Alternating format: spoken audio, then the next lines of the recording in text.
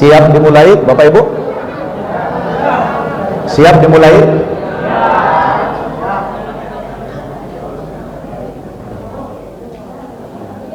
Bismillahirrahmanirrahim. Assalamualaikum warahmatullahi wabarakatuh.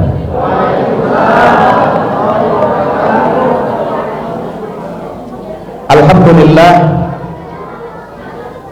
alladzi bi ni'matihi tatimmus shalihat. Wassalatu wassalamu ala Rasulillah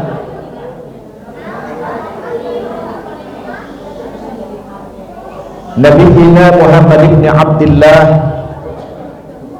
wa ala alihi wa ashabihi wa mawalah. Subhanaka la ilma lana illa ma 'allamtana innaka antal alimul hakim. La haula wa la quwwata illa billah.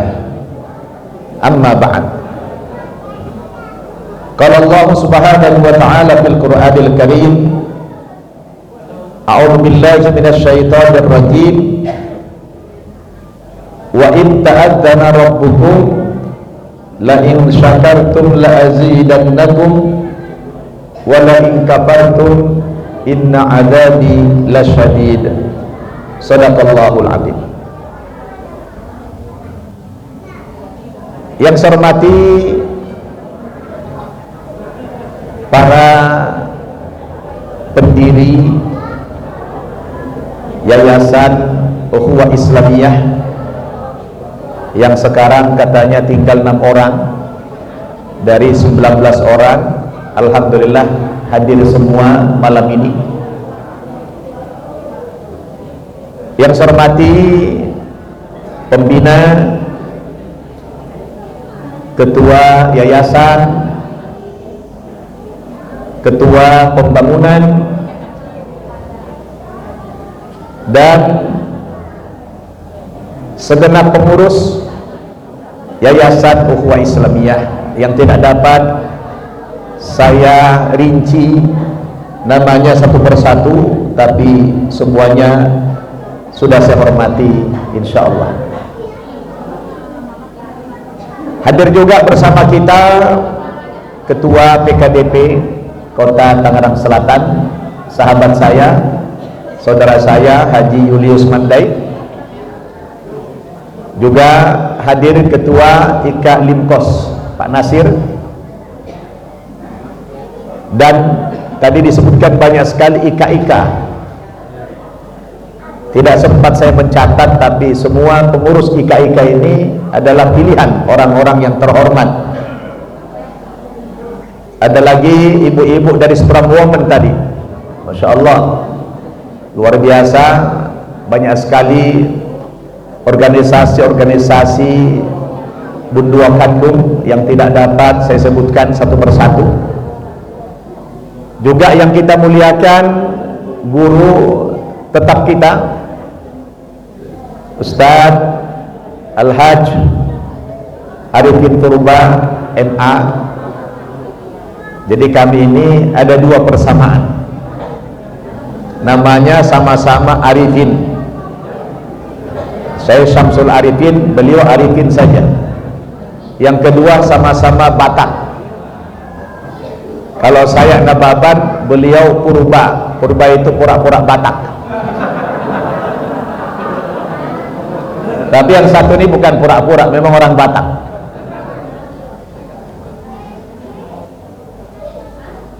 Memang yang nama Arifin ini di mana-mana bagus-bagus nasibnya. Rata-rata jadi ustadz. Ada Arifin Ilham sudah meninggal, Arifin Jaya Diningrat, nah, ustadz juga. Jadi yang nama Arifin ini bagus-bagus nasibnya, alhamdulillah.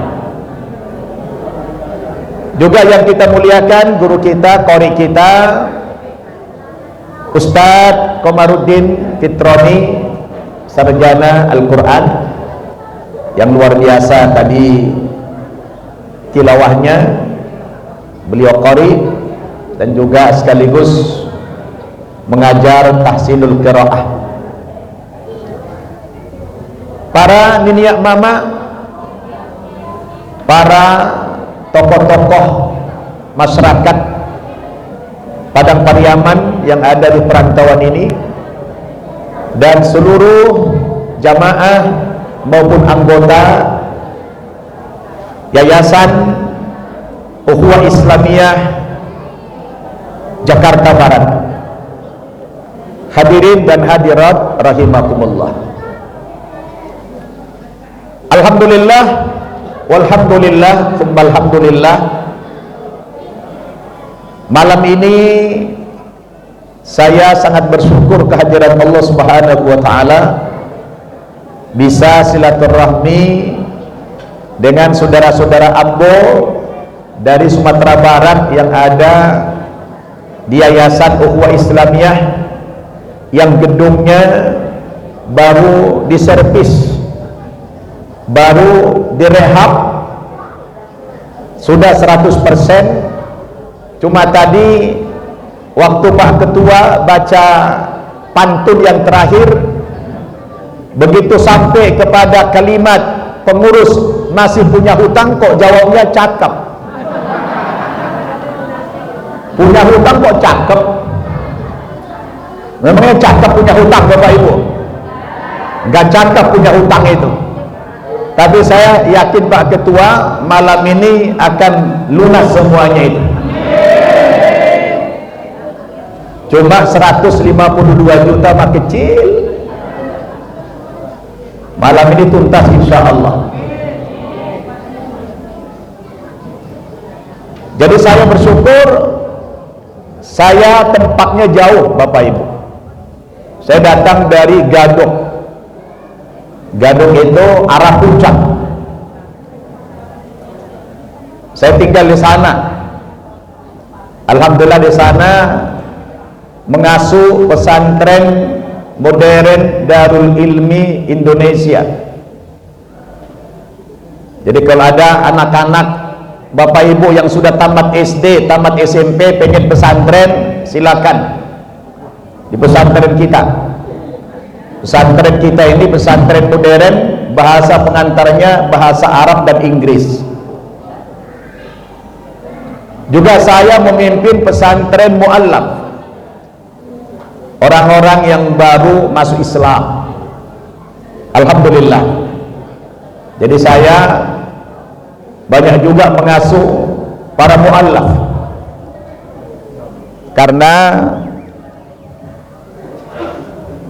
saya dulu berlatar belakang mu'allaf, jadi sangat tahu tentang keadaan, situasi dan kondisi para mu'allaf. Maka perlu diberikan sarana dalam bentuk pesantren. Alhamdulillah ada 6 pesantren mu'allaf yang saya asuh, dan semuanya gratis. Bapak Ibu, saya tadi tiba di sini tepat jam 8. Tidak lama langsung dibuka acara.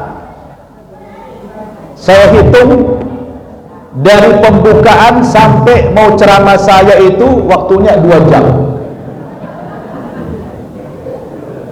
Jadi memang orang Minang ini mirip sama orang Batak.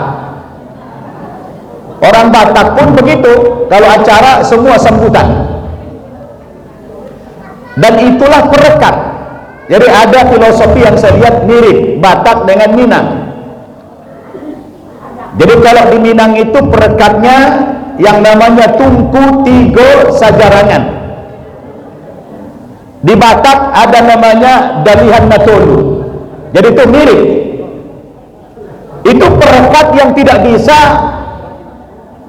orang mau mengadu domba itu tidak mempan. Karena ini adalah falsafah orang Minang dan orang Batak ini kuat.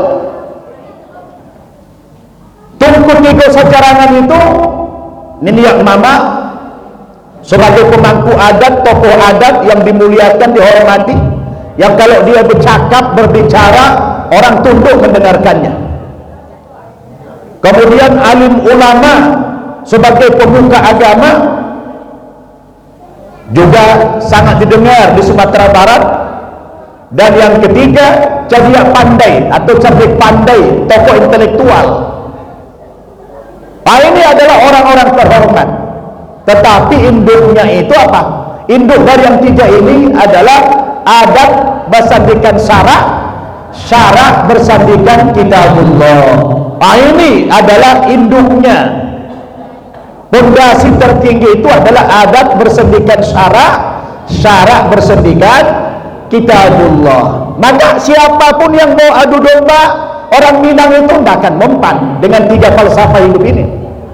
Sama kalau di kampung saya orang Batak, Dalihan Natolu, tiga falsafah juga. Ada namanya Somba Marhula-hula, hormat kepada raja. Elek Marboru, sayang lembut kepada anak perempuan. Dan Manat Marhula-hula, yaitu berhati-hati kepada saudara kandung maupun saudara yang semarga. Jadi ini juga mirip Bapak Ibu Saudara. Sehingga kalau ada acara kami orang Batak itu memang ini masih lebih cepat 2 jam. Kami bisa 3-4 jam kalau sambutan itu. Ya, lama. Karena itulah falsafah. Jadi kalau ini dibuat yayasan para pendiri kita Ukhuwah Islamiyah. Ya, Ukhuwah Islamiyah itu memang alhamdulillah di samping tadi punya falsafah suku yang kuat, ditambah lagi kita sesama muslim, ya.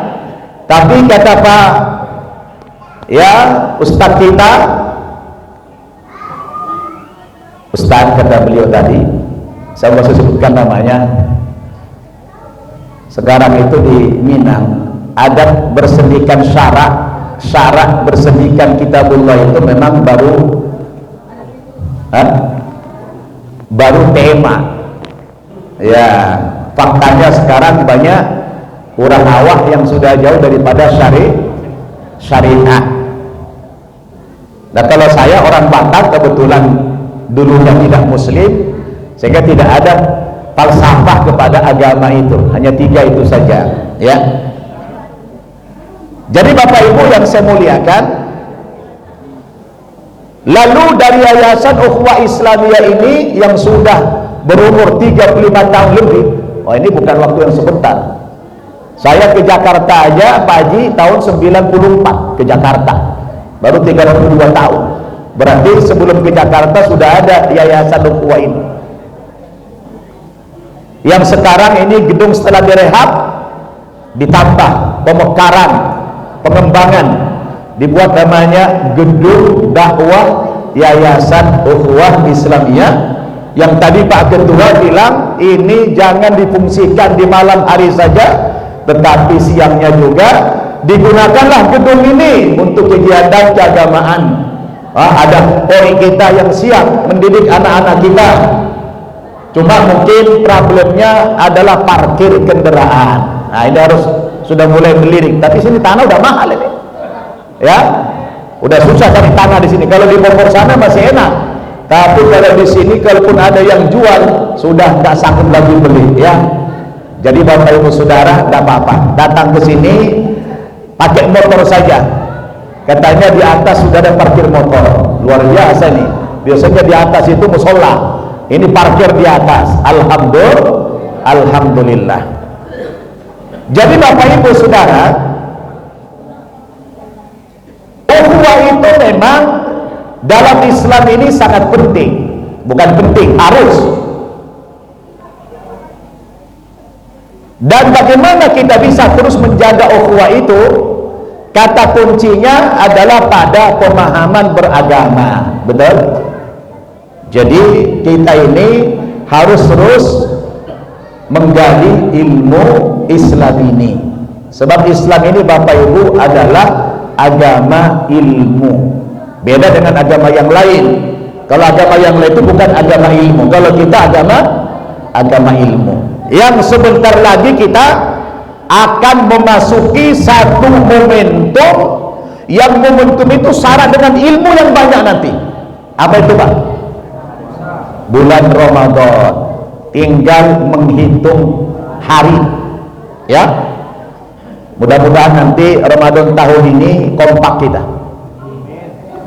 Gejala-gejala tidak kompak sudah mulai terbaca, tetapi saya yakin insya Allah kita akan kompak, yakin saya. Saya sudah dapat bocoran Bapak Ibu, saya dapat bocoran Muhammadiyah, NU dan pemerintah sudah sepakat bahwa awal puasa tahun ini jatuhnya pada tanggal 1 Ramadan.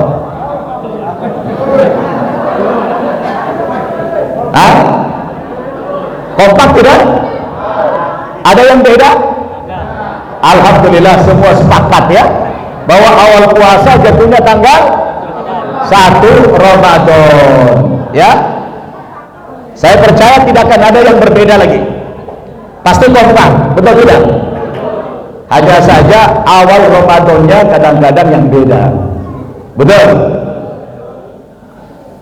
Tadi malam saya di pesantren, santri bertanya, Ustadz, bagaimana kalau nanti tiba-tiba ada perbedaan awal Ramadan? Muhammadiyah sudah umumin tanggal 18 Februari. Kalau kemudian pemerintah tanggal 19, kita ikut mana Ustaz? Saya bilang kita ikut yang terakhir Ramadannya, lebarannya yang pertama, ya. Jadi kalau puasa ikutin ya terakhir, yang terakhir. Saya bilang sama santri, tapi kalau Idul Fitri ikutin yang pertama. Oh, alasannya apa Ustaz? Saya bilang kalau Idul Fitri, kalau sudah ada orang beridul fitri, tidak boleh lagi kita berpuasa, haram hukumnya. Tapi kalau penentuan awal puasa ada ikhtilaf, karena memang Muhammadiyah dari dulu sudah mengumumkan selalu 2 derajat. Pemerintah bilang 3 derajat. Jadi sedikit perbedaan, tidak apa-apa. Nah, tapi itu tidak usah kita bertengkar, tidak usah ribut, tidak usah saling mencela, karena memang Bapak Ibu ada hadis yang mengatakan sumu liru'yatihi, berpuasalah kamu karena melihat bulan, wa aftiru liru'yatihi, dan beridul fitrilah kamu karena melihat bulan. Jadi kenapa Ustaz beda? Karena kebanyakan kita ini sekarang ahli hisab. Jadi lebih banyak ahli hisab daripada ahli ru'yat. Betul kan? Tadi mana banyakkan ahli hisab daripada ahli ru'yat? Hah? Ahli hisab. Jadi lebih banyak ahli hisab daripada ru'yat. Maka itu yang membuat berbeda. Betul tidak? Penentuannya adalah melihat, ru'yah, melihat dengan teropong atau melihat dengan mata kepala. Jadi kalau kurang jelas, ya sudah. Nah, ini yang membuat kadang-kadang berbeda dalam penentuan awal Ramadan itu, Bapak Ibu saudara. Nah, baik. Malam ini katanya kita syukuran gedung, betul? Syukuran gedung, Bapak Ibu saudara, bersyukur alhamdulillah.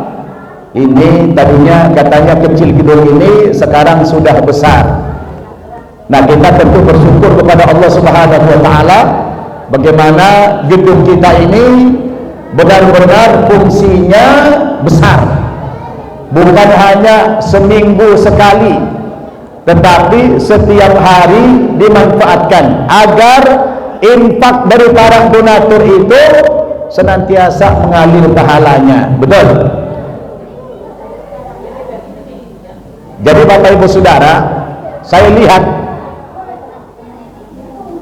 umat Islam ini, saya kebetulan Pak Ketua, para pendiri Ambo punya pesantren 6 tempat. Nilainya itu sudah di atas 100 miliar, dan donatur paling banyaknya itu orang awak. Jadi donatur paling besarnya itu orang awak. Tuh temannya Pak Yul, Haji Nasrul, tahu ya? Haji Nasrul, beliau nyumbang langsung 1 gedung. Ada lagi Haji Yohan, juga 1 gedung yang nilainya rata-rata di atas 2 miliar. Itu satu orang. Ada lagi orang Solo, juga 1 gedung. Ada lagi orang Bukit Tinggi, itu 1 masjid, nilainya 3,5 miliar. Jadi kalau kemudian yayasan gedung dakwah ini orang awak punya utang sampai 152 juta, saya pikir kok bisa berutang? Ambo donaturnya orang awak sedoyo, benar tidak? Orang donatur Ambo semuanya orang awak, udah ratusan miliar. Lah ini masa gedung dakwah punya utang 150 juta? Saya tidak terima itu, Pak. Ambo tak terima itu. Apapun ceritanya malam ini harus tuntas tuh. Ya, Ambo yang menggerakkan malam ini. Coba, jangan deh, tutup pintu dulu, jangan keluar. Itu panitia, tolong pintu-pintu pagar tutup semua. Ya, Ambo tak keluar dari gedung itu sebelum tuntas 150 juta itu. Karena Ambo tahu Orang awak itu dengan falsafah, ya, hormat kepada alim ulama, hormat kepada cerdik pandai itu luar biasa. Alhamdulillah ambo Pak, Bu, ambo ceramah bukan hanya di Jakarta tuh. Alhamdulillah ambo ceramah 4 benua. Ya, ambo ceramah 4 benua. Mulai dari benua Asia ini, benua Australia, benua Amerika, benua Eropa. Maka kemarin ambo ceramah di Jambi, ditulis hadirilah tabligh akbar dengan penceramah Ustadz Nababan dari Jakarta, di bawah ditulis dai nasional. Ambo bilang, kalau ada orang mengatakan saya dai nasional, itu fitnah. Yang benar adalah dai internasional, saya bilang. Lah ambo ceramah 4 benua. Bapak Ibu tahu, rata-rata yang mengundang ambo ceramah di 4 benua itu orang awak. Orang awak. Itu di apa namanya, di Australia, di Sydney, di Melbourne, itu ada pengajian namanya sulit air. Sulit air. Itu undang ambo. Di Amerika juga begitu, di Eropa juga begitu. Kalau ada orang awak di Amerika, tanyalah Ustadz Nababan, insya Allah mereka kenal. Karena ambo tiap tahun ceramah ke Amerika, itu yang undang rata-rata orang awak. Jadi Bapak Ibu Saudara, ini bersyukur kita itu memang harus paralel, harus sejalan dengan pengorbanan kita, betul? Makanya orang bersyukur bilangnya apa? Terima kasih. Apa filosofi terima kasih? Berarti kalau kita terima, kasih lagi. Nah gitu.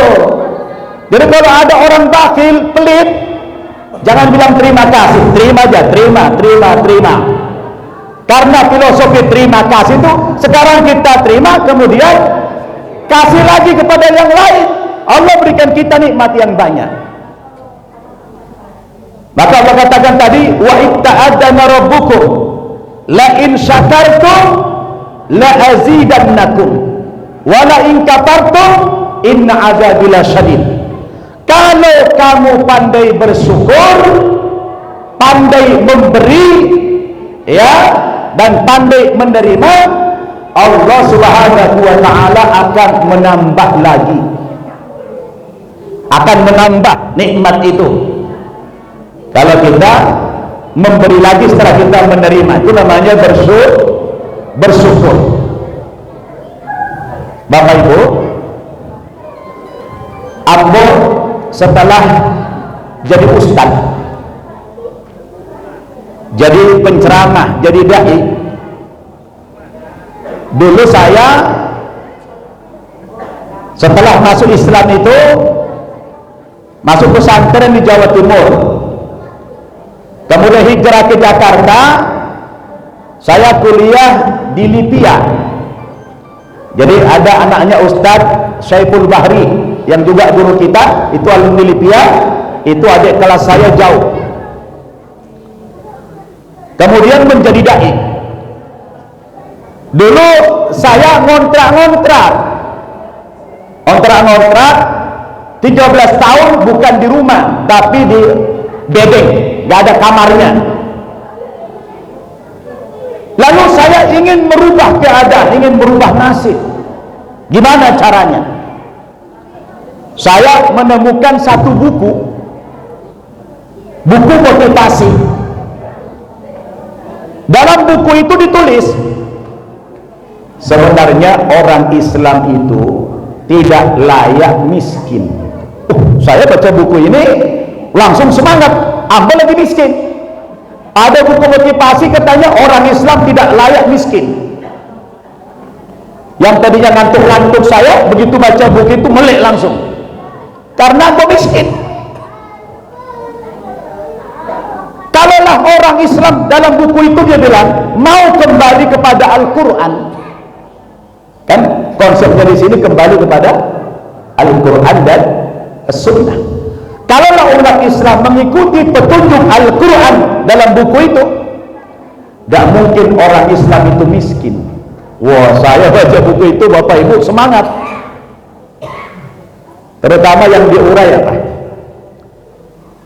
5 rukun Islam. Betul? Berapa rukun Islam? 5. Dari 5 rukun Islam itu, 2 sudah mengisyaratkan orang Islam harus kaya. Betul tidak? Apa itu? Pertama, zakat. Zakat harus orang kaya. Yang kedua, haji. Haji itu harus punya duit. Kecuali Ambo. Alhamdulillah Ambo 5 kali haji.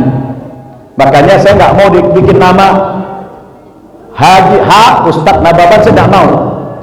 Karena itu pembohongan. Ambo kan 5 kali haji, mestinya hanya 5. Maka kalau hanya 5 baca hahaha. Betul tidak? Makanya Ambo di kartu nama tidak pernah bikin H. Karena Ambo tidak jujur nanti 5 kali haji kok cuma 1 hanya. Dan orang yang bisa pergi haji itu ternyata memang 3 faktor. Berapa Bu? Bunduakan doang. Berapa faktor? 3. Yang pertama, orang bisa sampai ke tanah suci itu faktor nisab. Apa? Nisab. Nisab artinya istita'ah. Dia sudah mampu secara finansial. Dia setor ONH, ongkos naik haji. Karena nisab sudah mampu, wajib pergi haji. Yang kedua, faktor nasab. Dia tak mampu, tapi ayah ibunya kaya, diberangkatkan haji. Atau anaknya kaya, ayahnya diberangkatkan, ibunya berangkatkan haji. Nasab. Ambo ngontrak-ngontrak, nasab keluarga Ambo Kristen semua, siapa yang berangkatkan haji? Maka ada faktor yang ketiga, nasib. Jadi ada nisab, nasab, nasib. Jadi saya sama Ustaz Haji Arifin Purba faktor nasib. Ya. Dulu bagaimana nasibnya? Ceritanya dulu waktu saya kuliah di Libya, perguruan tinggi Saudi Arabia di Jakarta, Ambo baru masuk Islam. Tiba-tiba Ambo disuruh kuliah. Anda ini mu'allaf. Mu'allaf ini kalau di kader jadi dai nanti hebat. Yang bawa saya ke sana dulu Dr. Salim Al-Jufri. Ente mau nggak saya kader? Kata beliau. Di kader apa Ustaz? Saya kuliahkan Anda di perguruan tinggi Saudi. Di mana? Di Jakarta. Namanya Libya. Bahasanya apa Ustaz? Bahasa Arab. Loh saya baru masuk Islam cuma 2 kata taunya. Ana anta. Ana anta. Sementara pengantarnya bahasa Arab. Dibawalah saya ke kampus di Salemba waktu itu. Disodorkanlah sama mudirnya, sama rektornya, ini ada mu'allaf, perlu kita kader nih. Ini saya lihat orang Batak ini suaranya bagus, ini kalau kita kader jadi ustaz nanti ke depan, ini jadi ujung tombak kita, kata beliau. Ditanya, bisa bahasa Arab enggak? Enggak bisa, saya bilang. Loh gimana mau kuliah di sini? Di sini gurunya semua orang Arab. Kata Dr. Salim, kasihlah kesempatan dulu ini. Oke, kata mudirnya, ente saya kasih kesempatan 3 bulan. Kalau 3 bulan tidak bisa bahasa Arab, dikeluarkan. Terpaksalah Bapak Ibu, begitu kuliah hari pertama tidak paham, saya bingung. Karena teman-teman saya alumni Gontor rata-rata pulang kuliah minta tolong saya diajarin. Alhamdulillah 3 bulan lancar bahasa Arab. Begitu saya dites sama rektornya, wah ini luar biasa katanya, langsung diberangkatkan haji undangan kerajaan Saudi Arabia. Alhamdulillah, karena Pak Mu'allaf bisa bahasa Arab. Lalu dari situ tretel ngelirik saya, wah ini Ustaz Nababan harus menjadikan pembimbing ini.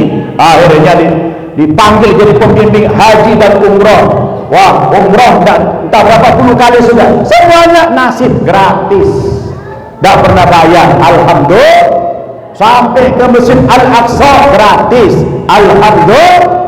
Alhamdulillah, itulah namanya haji nasib.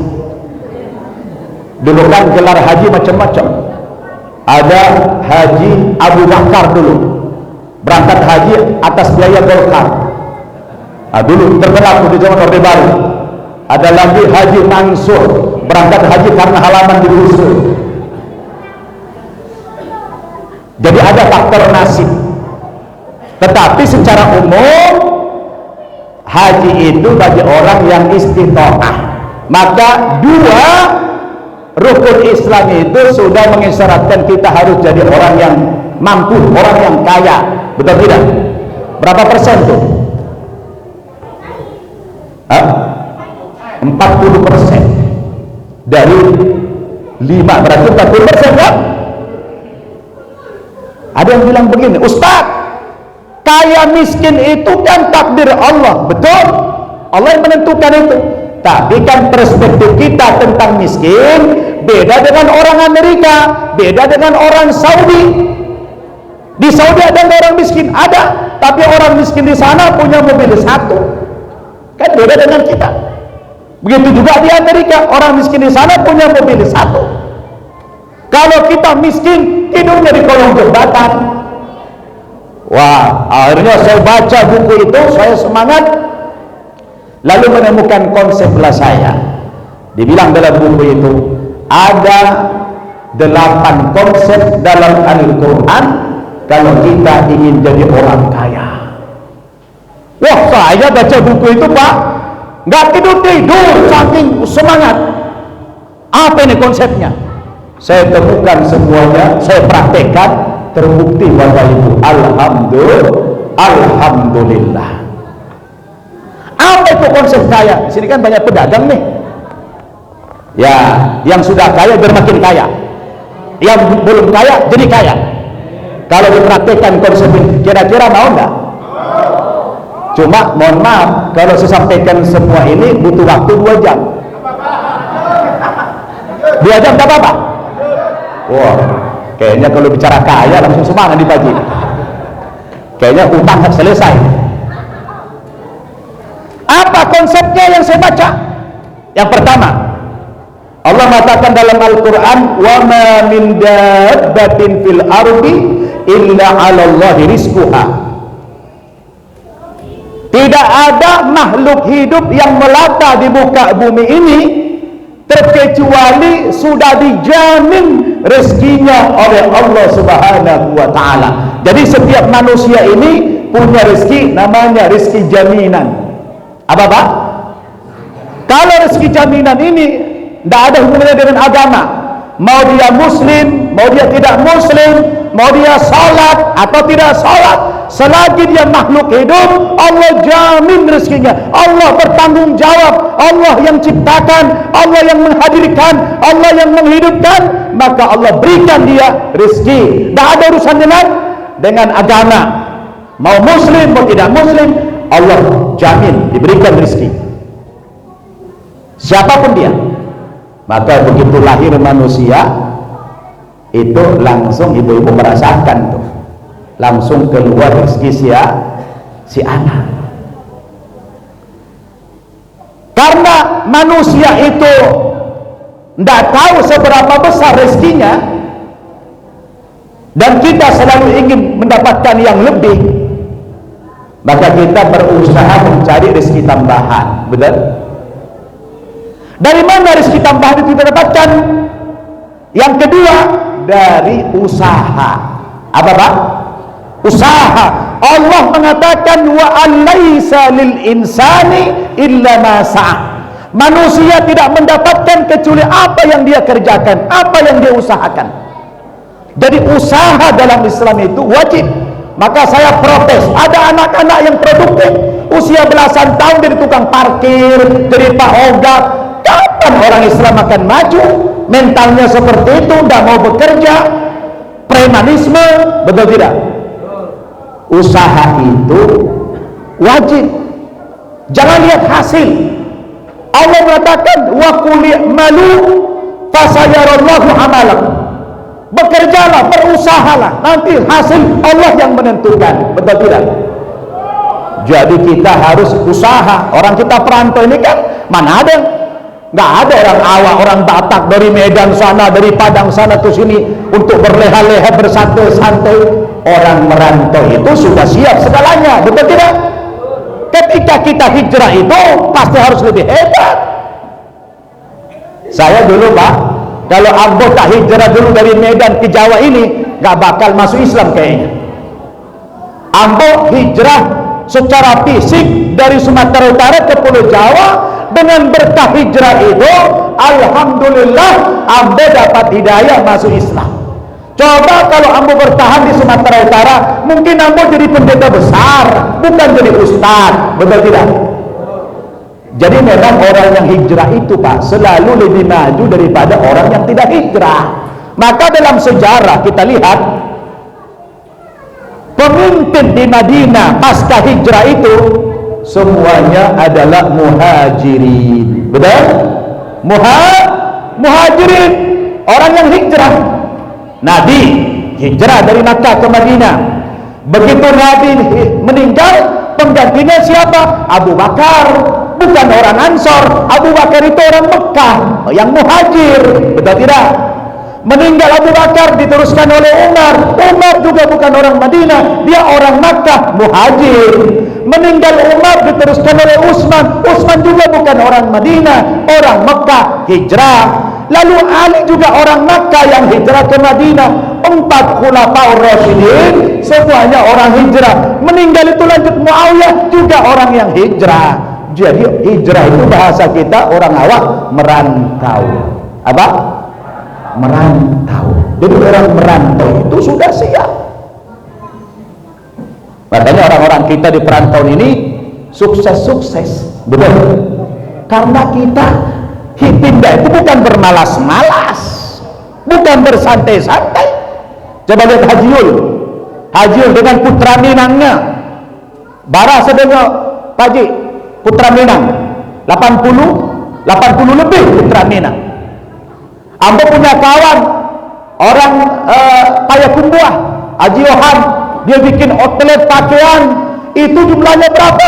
60 outlet, satu outlet lebarnya 5.000 meter. Orang awal jadi donatur Ambo. Jadi itulah filosofi hijrah. Maka jangan bermalas-malas, kita harus kerja. Hasil Allah yang menentukan, betul tidak? Maka orang Islam harus kerja. Dan ketiga apa? Sumber tambahan lagi, pendapatan kita dari mana income-nya? Pertama apa tadi? Rezeki jaminan. Kedua, usaha. Dan ketiga, dari mana sumber pendapatan kita yang lain? Dari bersyukur. Banyak-banyak bersyukur. La in syakartum la azidannakum. Kalau kamu pandai bersyukur, yang sudah ada ditambah lagi sama Allah. Tapi kalau kamu kufur, ingkar, merasa kamu ini hasil kerja keras saya, dah syirik. Semua kembalikan kepada Allah Subhanahu wa ta'ala. Katakan apa? Seperti ucapan daripada Nabi Sulaiman, hadza min fadli rabbi liyabluwani aashkuru am akfuru. Ini nikmat yang Ambo terima ini, kata Sulaiman, berupa kekayaan yang banyak, hartanya luar biasa Nabi Sulaiman, kemudian kekuasaan, dia raja, kemudian diberikan nikmat oleh Allah kemampuan memahami bahasa makhluk-makhluk lain, dia bisa bicara dengan binatang. Dia bilang apa? Hadza min fadli rabbi. Ini semua keutamaan ini adalah anugerah dari Allah Subhanahu wa ta'ala. Apakah dengan ini saya menjadi orang yang bersyukur karenanya atau menjadi orang yang kufur karenanya? Jadi jangan lupa bersyukur, bukan karena kepandaian kita berdagang, enggak. Itu anugerah dari Allah Subhanahu wa ta'ala, maka kita bersyukur. Berapa sudah? Saya singkat aja deh, gak usah 2 jam, nanti kelamaan. Nan keampe, dari mana sumber rezeki kita? Dari bertakwa. Takwa itu dijanjikan oleh Allah, orang kalau istiqomah dia bertakwa, Allah akan berikan dia kekayaan, Allah berikan dia harta. Karena Allah katakan, wa may yattaqillaha yaj'al lahu makhraja wa yarzuqhu min haitsu la yahtasib. Barang siapa yang konsisten bertakwa kepada Allah, maka Allah akan keluarkan dia dari semua persoalan hidupnya, semua kesulitan hidupnya dikeluarkan oleh Allah. Lalu wa yarzuqhu min haitsu la yahtasib, Allah berikan dia rezeki dari jalan yang tidak pernah dia duga-duga, dia tidak sangka. Saya sangat yakin dengan ayat ini, Pak. Yakin saya. Ini kata orang ayat 1000 dinar. Alhamdulillah, dengan ayat ini Ambo diberikan kemudahan oleh Allah membangun pesantren. Yakin dengan ayat ini Ambo. Maka saya orang yang tidak percaya kalau ada orang takwa tapi hidupnya kebelangsan, hidupnya miskin, Ambo tak percaya itu. Karena itu menyimpang, menyalahi daripada ayat Quran. Betul? Karena orang yang takwa itu dijanjikan oleh Allah, asal dia benar-benar takwa, semua kesulitan hidupnya diselesaikan oleh Allah, dan dia akan diberikan rezeki yang tidak pernah disangka-sangka datangnya. Yakin Bapak Ibu? Yakin? Harus yakin. Sudah berapa? Sisa berapa lagi tadi? 4 lagi. 4 lagi tahun depan ya? Hah? Sekarang juga? Masya Allah, kalau sudah bicara kaya kayaknya semangatnya bukan main ini. 4. Yang kelima konsepnya, dari mana sumber kekayaan kita peroleh? Dari banyak-banyak istighfar. Apa Pak? Banyak-banyak istighfar. Selama ini kiai, ustadz memotivasi kita kalau banyak istighfar dosa kita diampuni, kesalahan kita dihapus. Ternyata dalam Al-Quran surat Nuh ayat 10 sampai 12, istighfar itu Bapak Ibu bukan hanya mengampunkan dosa, tapi banyak-banyak istighfar itu mengundang banyaknya harta datang. Mana dalilnya? Kata Allah, faqul tastaghfiru rabbakum innahu kana ghaffara yursilis sama alaikum midrara wa yumditkum bi amwalin wa banin. Subhanallah, ucapkanlah istighfar, astaghfirullahal azim, atau baca sayyidul istighfar, Allahumma anta rabbi la ilaha illa anta khalaqtani wa ana abduka wa ana ala ahdika wa wa'dika mastata'tu a'udzu bika min syarri ma sana'tu abu'u laka bi ni'matika alayya wa abu bi dhanbi faghfirli fa innahu la yaghfiru dzunuba illa anta. Kamu banyak itu dosamu diampuni oleh Allah, innahu kana ghaffara. Tapi tidak berhenti pada dosa diampuni, janji Allah orang yang banyak-banyak istighfar itu yursilis samaa alaikum midrara. Nanti kalau kamu banyak istighfar, Allah turunkan kepada kamu hujan yang lebat. Dengan hujan-hujan yang lebat itu membuat tanaman kamu itu menjadi subur, irigasi kamu menjadi lancar, sehingga petani-petani itu menjadi kaya, petani-petani itu menjadi makmur. Kenapa? Dia selalu istighfar kepada Allah Subhanahu wa taala. Apalagi janji Allah, wa yumditkum bi amwalin wa banin. Allah juga memberikan kamu harta yang banyak dan keturunan yang banyak dari banyak-banyak istighfar. Subhanallah Bapak Ibu.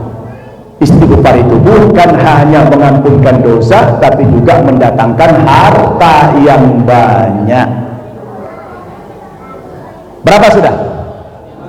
5. Yang keenam, dari mana lagi sumber pendapatan kita? Dari banyak-banyak sedekah. Banyak sedekah. Allah kata apa? Man dzalladzi yuqridullaha qardan hasana fayudaifahu lahu ad'afan katsira. Siapa yang meminjamkan hartanya kepada Allah dalam bentuk dia bersedekah yang banyak di jalan Allah, apalagi sedekah itu buat gedung-gedung dakwah, sedekah itu yang paling abdul kata Nabi apa? Khairus sadaqah, sedekah itu li talabil ilmi. Sebaik-baik sedekah itu adalah sedekah kepada orang-orang yang menuntut ilmu, kepada sarana-sarana untuk menuntut ilmu. Itu sedekah yang paling baik. Siapa yang banyak bersedekah kata Nabi, maka Bapak Ibu janji Allah, Allah akan ganti berapa? Ad'afan katsira. Apa itu? Berlipat-lipat unlimited. Tidak ada batasnya. Jadi Bapak Ibu Saudara, ini sudah banyak saya lihat orang-orang yang donatur itu. Saya ada kawan donatur juga di samping ini. Itu tiap hari dia ngantongin uang 10 juta tiap hari. Pergi ke kantor, itu harus habis setiap hari 10 juta itu untuk sedekah. 10 juta tiap hari. Dan ternyata Bapak Ibu Saudara, apa yang terjadi?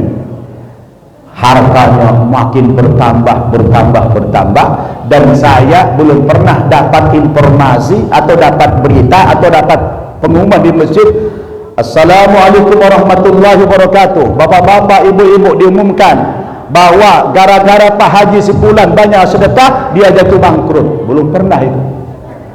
Yang ada orang yang sedekah itu selalu di saya dulu sedekah yang paling baik itu lagi kepada orang tua, kepada keluarga. Boleh aku cerita? Boleh aku cerita? Ini cerita pengalaman. Ceritanya begini, tahun 2006 berarti 20 tahun yang lalu,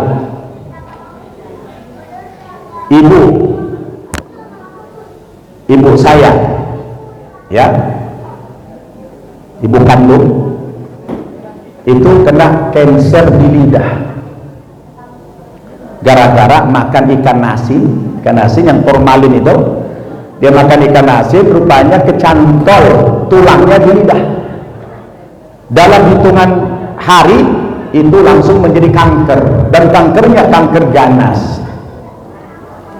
Saya dapat berita, saya pulang, saya bawa ke rumah sakit. Mak saya waktu itu berada di Riau. Saya bawa ke rumah sakit di Bagian Batu. Kata dokternya, ini gak sanggup kami Pak. Bawa ke Medan, gak sanggup juga. Ini luar biasa nih penyakit ibunya ini, katanya. Akhirnya dia rujuk ke rumah sakit Cipto. Saya bilang sama ibu saya, Mak saya bawa ke Jakarta ya, mau saya obati. Enggak mau aku, nanti kau islamkan aku, katanya. Mak saya takut diislamkan, karena mak ini dulu begitu saya masuk Islam, bukan main bencinya sama saya. 5 tahun mak saya pun tidak mau bercakap sama saya. Ketika dia sakit kena kanker itu, saya jemput. Nanti kau islamkan aku. Enggak mak, saya ini anakmu, saya bawa ke Jakarta ingin berobat. Janji ya, jangan islamkan aku. Enggak. Saya bawa ke Jakarta. Waktu saya tinggal di Bambu Apus Taman Mini, ngontrak 1 petak, bukan rumah, bedeng. Begitu saya bawa ke situ, kaget dia menyangka kalau saya di Jakarta udah kaya raya. Alangkah terkejutnya mak saya ini, saya tiba di rumah kontrakan. Dia bilang apa? Ini rumah kau? Bukan mak, ini ngontrak. Loh, sudah bedeng ngontrak pula lagi. Macam mana lah kau mengobati mama, katanya. Tak percaya dia, kau aja tidak punya apa-apa. Ma, saya bilang jangan lihat keadaan saya ini, saya anakmu, tapi insya Allah saya mampu mengobati mama.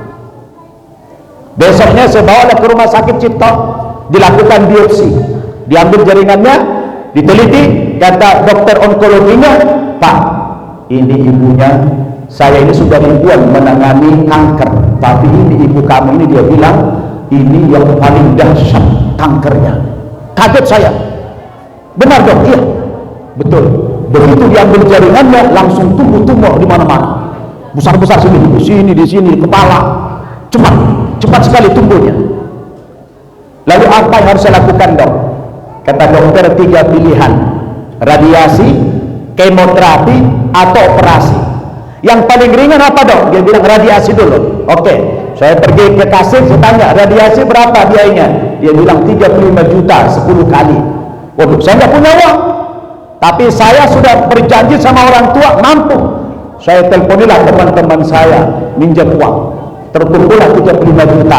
Begitu uang 35 juta dapat, saya bawa mak ke rumah sakit, saya ajak ke kasir, saya bilang, mak, lihat nih, saya tunjukin uang 35 juta, nih, anakmu mampu kan?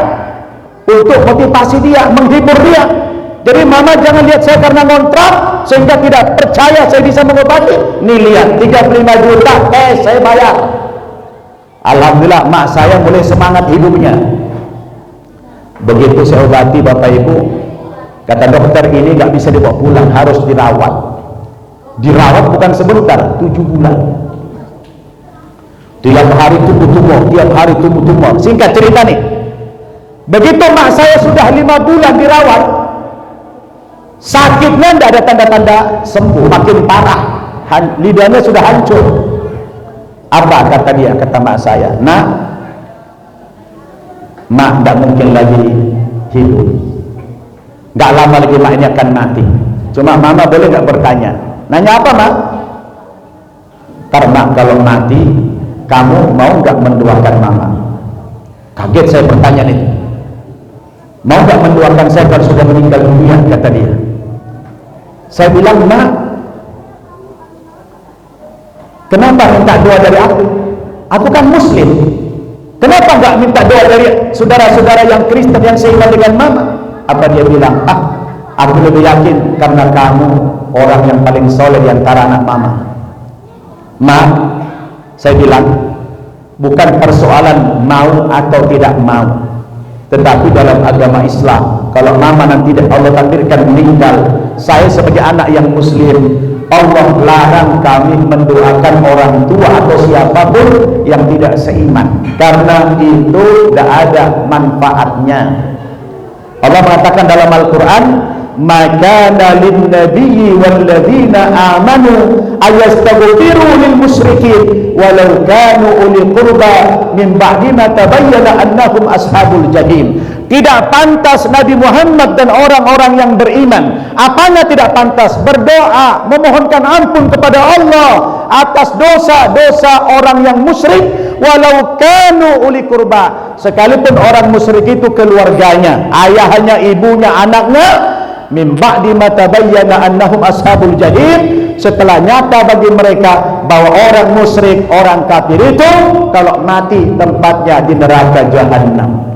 Jadi bukan masalah mau atau tidak mau, saya bilang Allah larang kami mendoakan orang yang tidak seiman dengan kami. Tapi kalau mama butuh doa dari aku, tidak ada pilihan yang lain kecuali mama harus seiman dengan aku. Terus dia bilang, memangnya aku masih mungkin masuk Islam? Wah, ini udah boleh tanda-tanda nih. Saya bilang, pertanyaan mungkin sangat mungkin mah. Kalau gitu Islam kan laku.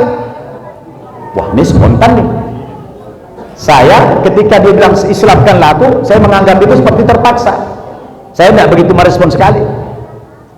Besoknya datang saya ke rumah sakit, kebetulan saya tidak nginap di rumah sakit, ada yang nungguin. Besok paginya datang lagi saya, gimana keadaan ma? Apa pertanyaan mama saya pertama? Jadi aku masuk Islam itu. Waduh, ini kayaknya sudah hidayah ini. Iya mak, insya Allah mak, aku siapkan dulu. Besoknya yang ketiga saya datang, apa dia bilang? Kapannya mama masuk Islam itu, nanti keburu mati mama. Wah, ini tak lagi nih, ini sudah benar-benar hidayah ini, saya bilang. Lalu saya datangilah dokter. Dok, minta izin dok. Minta izin apa? Mama mau saya pinjam dulu, saya bawa ke rumah saya beberapa jam saja. Mau ngapain? Karena dokternya tidak Islam, saya tidak berani bilang mau masuk Islam. Ada keperluan keluarga, karena mak saya ini kan udah parah, jadi ada ngumpul keluarga. Saya bilang, oh tidak boleh, tolonglah dok, kan mamu sudah pakai selang di mana-mana. Dok, nggak apa-apa dok, kamu tanggung jawab. Iya dok, tanda tangan. Saya bawa pulang sebentar ke kontrakan. Sampai di sana saya undanglah Pak RT, Pak RW jadi saksi pensyahadatan mak saya. Begitu saya syahadatkan dengan tertati-tati, asyhadu an la ilaha illallah wa asyhadu anna muhammadar rasulullah. Dia menangis. Begitu dia syahadat, saya suruh mak saya sujud, lama sujud, dia langsung pingsan Bapak Ibu. Begitu dia sujud, mak saya pingsan. Lalu beberapa jam kemudian dia sadar. Saya rangkul mak saya tanya, mak, kenapa mama tadi waktu saya suruh sujud mama langsung pingsan? Apa dia bilang? Aku ini waktu itu sudah 65 tahun umurnya. Aku ini sudah berumur 65 tahun. Selama 65 tahun itu belum pernah aku letakkan kepalaku ke bumi dalam rangka sujud kepada Tuhan. Maka waktu kau suruh aku sujud ke lantai, itu seperti ada benda yang masuk ke dalam hatiku, itu sangat dahsyat sekali, membuat saya terharu karena sujud kepada Tuhan yang menciptakan aku. Subhanallah, saya bilang ini hidayah luar biasa. Terima kasih Allah kau berikan hidayah kepada mak saya. Lalu mak saya itu saya bilang, ayo mak kita kembali ke rumah sakit. Mama ucapkan sajalah Allahu Akbar, Allahu Akbar, Allahu Akbar. Dia terus, begitu sampai di rumah sakit, 2 minggu kemudian mak saya itu koma. Itu koma, 1,5 bulan kemudian mak saya meninggal dunia. Apa yang ingin saya ceritakan kepada Bapak Ibu dari kisah ini? Begitu mak saya meninggal dunia, jam 5 pagi pas azan subuh waktu itu, saya ditelepon oleh adik saya, bang, mak kita sudah sakarat. Saya bilang tolong bisikkan di telinganya, tuntun dia, talkinkan, la ilaha illallah, la ilaha illallah. Begitu la ilaha illallah, azan berkumandang Allahu Akbar, mak saya pun meninggal dunia. Begitu mak meninggal dunia, saya buru-buru habis sholat subuh berangkat ke rumah sakit. Mak saya sudah ditaruh di kamar mayat. Begitu saya bayar semua administrasinya, jam 8 pagi saya masuk ke kamar mayat membawa ambulan akan membawa pulang jenazah mak saya. Apa yang terjadi? Tiba-tiba ada seorang ibu telepon saya dari travel Patuna, namanya Bu Ida. Assalamualaikum. Waalaikumsalam. Ini Ustaz Nababan ya? Iya Bu. Perkenalkan Ustaz, saya Bu Ida dari travel Patuna. Oh iya Bu. Ustaz, bisa enggak minggu depan antum berangkat umroh membawa jamaah saya 45 orang, Ustaz diongkosin. Wah, saya langsung nangis, tersungkur saya ke bumi. Ya Allah, saya bilang, betapa cepatnya pembalasanmu ya Allah. Mas saya masih di kamar mayat, tapi saya sudah kau undang saya ke tanah suci dengan gratis. Saya bilang, Bu, mohon maaf, saya kebetulan lagi di kamar mayat, ibu saya meninggal dunia. Bisa nggak ibu telepon saya 1 jam kemudian? Inna lillahi wa inna ilaihi raji'un. Turut bela sungkawa Ustaz. Ya Bu, saya bilang, nanti saya telepon lagi Ustaz. Iya Bu. Perjalanan menuju pulang, belum sampai rumah dia telepon saya di jalan. Ustaz, antum sudah sampai rumah? Belum Bu, tapi sudah dekat. Boleh saya ganggu? Boleh Bu. Ustaz bisa minggu depan berangkat umrah? Bisa Bu. Ustaz punya paspor? Ada Bu. Kalau begitu Ustaz, besok tolong ada perwakilan mengirimkan paspornya ke tempat saya, ke kantor di Panglima Polen. Nanti saya kasih alamannya. Terima kasih Bu. Sampai rumah buru-buru saya mandikan mak saya tidak beritahu dulu abang-abang saudara-saudara saya yang Kristen, takut dijemput. Siasat saya, begitu saya mandikan, disolatkan, habis sholat zuhur langsung dikubur di kuburan umum di Cipayung. Habis dari kuburan saya telepon abang-abang saya, bang, mau memberitakan. Berita apa? Mak kita sudah meninggal dunia. Sudah meninggal dunia? Dia langsung menjerit. Ya, kapan? Tadi pagi bang. Tadi pagi kapan? Jam 5 pagi. Loh, baru sekarang kau beritakan saya. Saya bilang, aku mohon maaf bang, aku sibuk kali urusin jenazah mak kita, jadi saya lupa menelpon abang. Sekarang di mana mak kita? Mohon maaf bang, mak sudah saya kubur. Kau kubur? Iya bang. Kurang ajar kau, bisa-bisanya kau langsung main kubur saja tanpa beritahu saudara-saudaramu. Mohon maaf bang, saya bilang, kebetulan mak kita 2 bulan yang lalu sudah masuk Islam. Tidak bisa. Aku akan terbang ke Jakarta, kasih alamat, saya akan gali kuburan mana, saya bawa pulang jasanya ke Sumatera. Silakan bang, ini saya kirim abang alamatnya, silakan datang, silakan gali kuburannya. Begitu abang gali kuburan mak kita, abang sekalian saya masukkan ke dalam sekaligus. Akhirnya abang saya tak berani datang Bapak Ibu, takut kena ancaman saya. Sampai hari ini kebetulan sudah meninggal pula 3 tahun yang lalu, gak berani datang abang saya. Begitu mak saya meninggal dunia, Bapak Ibu, memang rezeki saya itu Bapak Ibu seperti air terjun yang tidak bisa saya bendung lagi, gak bisa saya bendung lagi. Luar biasa itu.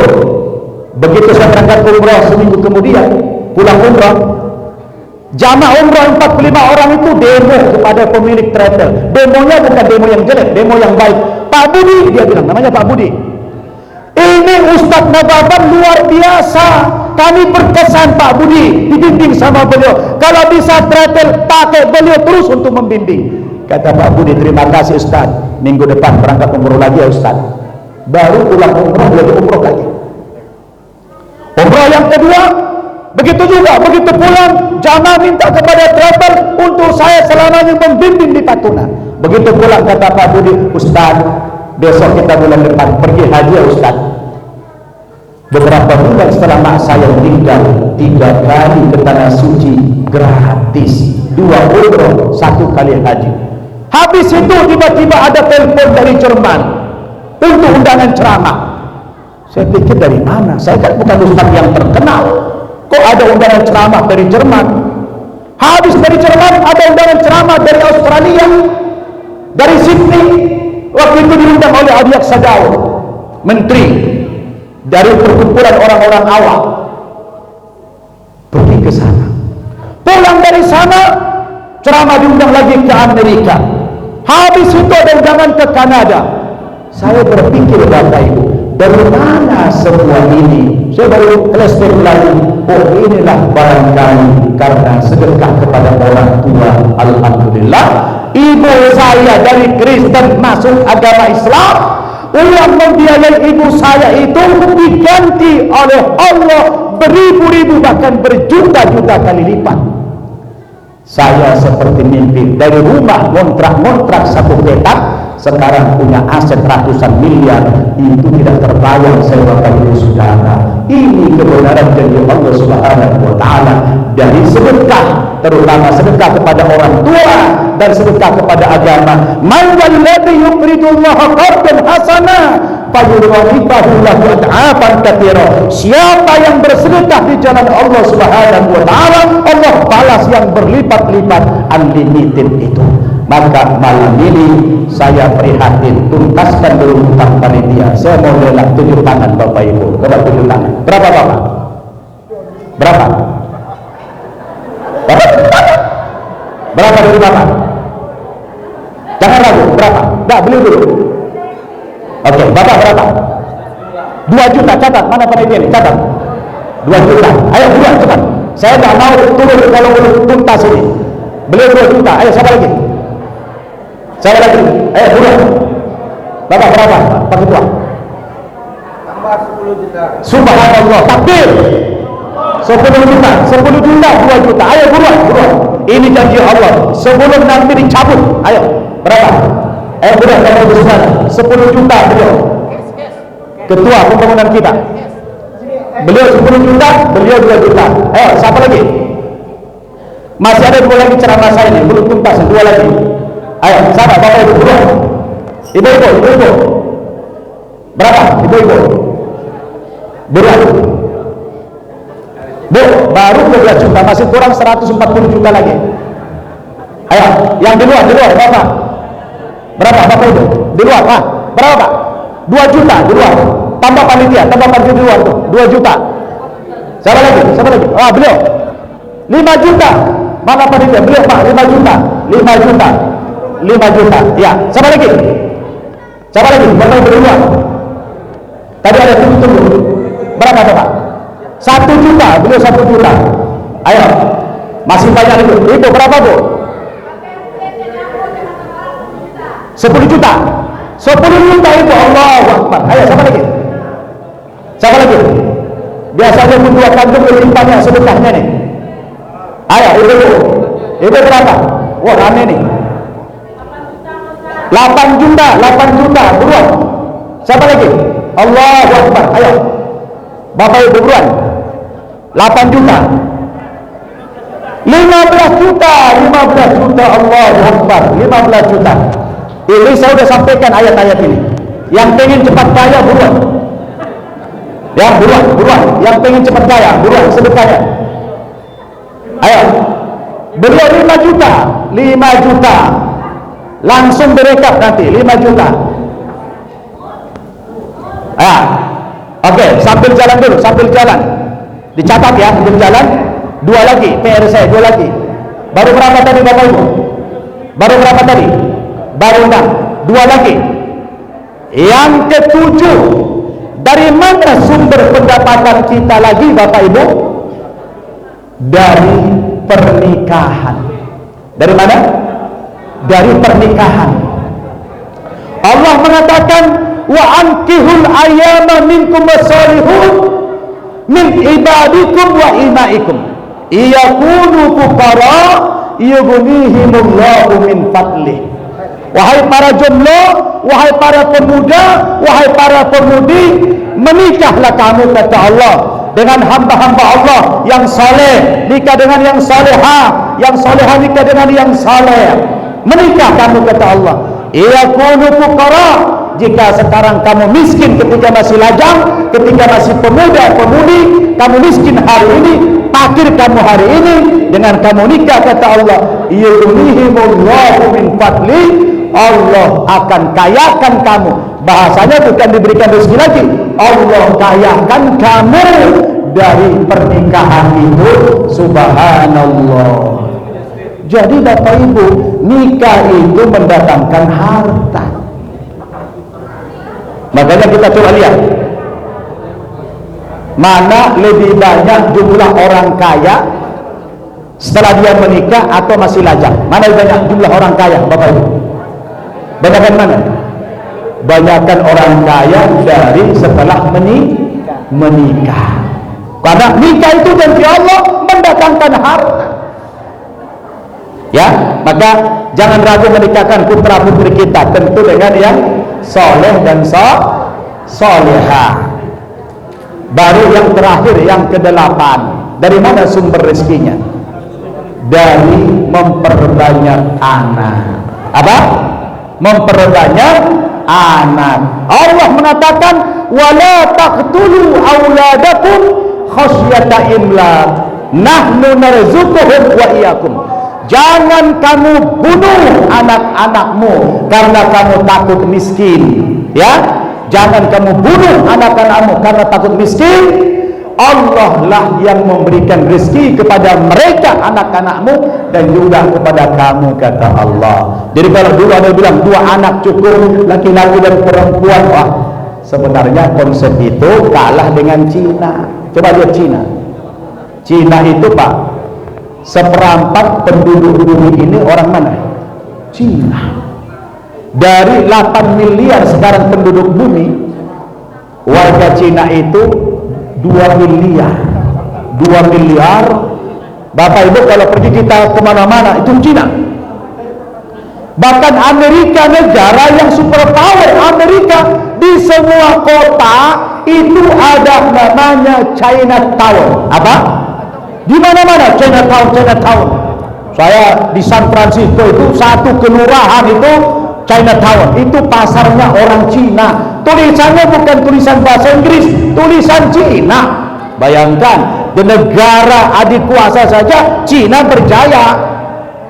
Mana teori yang mengatakan kalau banyak anak miskin? Cina banyak anak, dia kaya. Bahkan negara-negara kaya berhutang sama Cina hari ini. Indonesia punya hutang banyak sama Cina, Amerika pun punya hutang sama Cina. Betul. Jadi dari banyak anak itu juga menjadi sumber kekayaan, menambah harta kita dari banyak anak. Jadi dari 8 konsep ini Bapak Ibu, tak mungkin lagi ada orang Islam yang hidupnya di bawah garis kemiskinan kalau kita praktek. Betul tidak? Betul tidak Bapak Ibu? Betul tidak? Masa 8 masih juga miskin? Tak mungkin, Allah katakan. Betul? Siapa lagi tadi menunjuk-nunjuk? Nambah. Siapa lagi? Hah? Ini ibu-ibu katanya takut riak. Nggak apa-apa, nanti nanti belakangan aja, nggak apa-apa ya. Jadi Bapak Ibu Saudara, inilah Islam kita ini ya.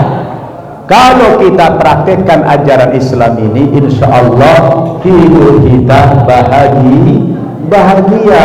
Bahagianya bukan hanya di akhirat, dunia akhirat kita akan bahagia. Inilah nan ambo rasakan hebatnya Islam ini, Pak. Hebat Islam itu kalau kita praktekkan ajaran Quran. Makanya sayang, tapi orang Islam itu sekarang banyak yang lari dari Al-Quran. Akibatnya apa? Ambo keliling-keliling ceramah di Sumatera Barat, prihatin Ambo. Apa? Di Sumatera Barat kini, Bapak Ibu, yang laku itu dangdutan, maksiat. Saya pernah ceramah di lapangan Merdeka Payakumbuh. Wah, panitianya itu luar biasa hebat, sampai dipasang karpet merah semuanya, indah itu gedung ini. Bapak Ibu Saudara, yang datang jamaahnya itu cuma 100 pun sudah paling banyak panitia. Diundang penceramah Ambo dari Jakarta, acaranya mewah, gedungnya dibuat mewah. Yang datang cuma 100 orang, udah plus panitia. Malamnya di sebelah itu ada acara dangdut, manusia berjubel itu tanpa pakai undangan. Lah saya mau ceramah udah pakai undangan di mana-mana, udah sampai 100 yang datang. Maka tidak heran kalau sekarang ini Sumatera Barat ya sedang tidak baik-baik saja. Sumatera Barat hari ini sedang tidak baik-baik saja. Bahkan Indonesia sedang tidak baik-baik saja. Di mana-mana bencana, betul? Kenapa? Karena kita sudah lari daripada Islam. Saya kemarin ada nonton di TV, ada lomba di Indosiar, lomba nyanyi dangdut. Ada pemenangnya juara 2 dari Pamekasan Madura, juara 2. Suaranya luar biasa, hebat suaranya, persis seperti Rhoma Irama. Suaranya lebih hebat dari Rhoma lagi. Ketika dia pulang, Pak, disambut ke Jawa Timur sana, disambut luar biasa oleh Gubernur Jawa Timur. Semua perangkat, kepala-kepala dinas ikut menyambut. Sampai dibawa ke Pamekasan, semua tuh para orang kaya nyawer. Itu miliaran, Pak. Satu hari itu penyanyi tadi dapat uang miliaran, disawer. Di waktu yang bersamaan 2 bulan sebelumnya ada hafiz Quran juara 1 internasional di Dubai, asalnya dari Pamekasan. Juara 1 internasional hafiz 30 juz, asal Madura dari Pamekasan. Pulang tidak ada yang nyambut, Bapak Ibu Saudara. Ini perlakuan yang tidak adil dalam urusan agama. Dalam urusan Quran kita sepele terhadap Quran, betul. Tapi kalau sudah urusan dunia, semua orang luar biasa menyambut, memberikan penghargaan yang luar biasa. Bagaimana kita tidak dihajar sama Allah dengan bencana-bencana ini, betul tidak? Maka Bapak Ibu Saudara, kita harus sadar, terutama orang awam harus sadar. Itu jangan hanya simbol sana, ada bersedikan syarat bersedikan kitabullah, jangan. Maka kita di perantauan yang sudah sukses ini, saya setuju, ini gedung dakwah ini, gunakan ini sebagai sarana untuk ya tempat kita belajar dan untuk tempat kita ingatkan uang. Kita kalau ke sana mengutus dai, memberikan pencerahan atau mengirim bantuan. Jangan sampai saudara-saudara kita di sana lebih banyak maksiat daripada syariatnya. Jadi Bapak Ibu Saudara, inilah pentingnya kita berkumpul, yang kita berbuah alhamdulillah. Sehingga kadang-kadang orang di kampung karena tidak merantau, memang saudara pendidikannya tak ada, wawasannya pun tak ada, ya wajar kalau kemudian mereka lebih banyak maksiat. Tapi kita sebagai anak, sebagai perantau yang sudah berhasil ini, jangan lupa kampung halamannya. Kata orang Batak dulu, ada Gubernur almarhum Rajiran Serekan, ada dia bilang apa? Marsifature hutanabe, saling memperbaiki, saling membangun daerah masing-masing. Dimanapun kita berada, tetap kita tidak lupa kepada kata orang Batak Bona Pasukin, tempat kelahiran kita. Ingat di kampung itu apa yang bisa kita lakukan buat saudara-saudara kita, karena kemarin bencana luar biasa, dan bencana itu bukan bencana biasa, tapi itu satu teguran, satu peringatan dari Allah Subhanahu wa Ta'ala kepada kita. Bapak Ibu, ini sajalah, ambolah capek ya. Ternyata 2 jam juga, 1 jam setengah sudah ambo ceramah. Mudah-mudahan apa yang ambo sampaikan ini berguna kepada kita semuanya, amin. Dan karena sebentar lagi kita akan memasuki bulan suci Ramadan, mari kita persiapkan fisik dan mental kita di dalam menyambut Ramadan ini, karena Ramadan itu bulan yang sangat istimewa kepada kita, bulan yang kita tunggu-tunggu, cuma sekali dalam setahun dia datang. Maka Bapak Ibu Saudara, kita harus persiapkan fisik mental kita. Semoga Allah Subhanahu wa Ta'ala memberikan panjang umur kepada kita sehingga kita bisa berjumpa dengan Ramadan pada tahun ini, amin ya rabbal alamin. Terima kasih kepada semua pendiri, pembina, pengurus yayasan, penasehat, ya, pengurus-pengurus IKA-IKA yang hadir. Semoga kita terus berusaha untuk membangkitkan spiritual, semangat beragama umat kita yang ada di perantauan ini. Saya setuju kalau ada lembaga-lembaga yang semacam ini, bukan membuat kita untuk dikotomi dengan masyarakat yang lain, tapi seperti kata Pak Ketua RW tadi, terbuka tempat ini untuk belajar orang di sekitar sini. Alhamdulillah. Mohon maaf kalau ada kekurangan dari Ambo. Insya Allah di lain kesempatan kita bisa berjumpa kembali. Mau Bapak Ibu maafkan Ambo? Alhamdulillah. Ambo tutup dengan doa kafaratul majlis. Subhanakallahumma bihamdik, asyhadu an la ilaha illa anta, astaghfiruka wa atubu ilaik. Wassalamu alaikum warahmatullahi wabarakatuh.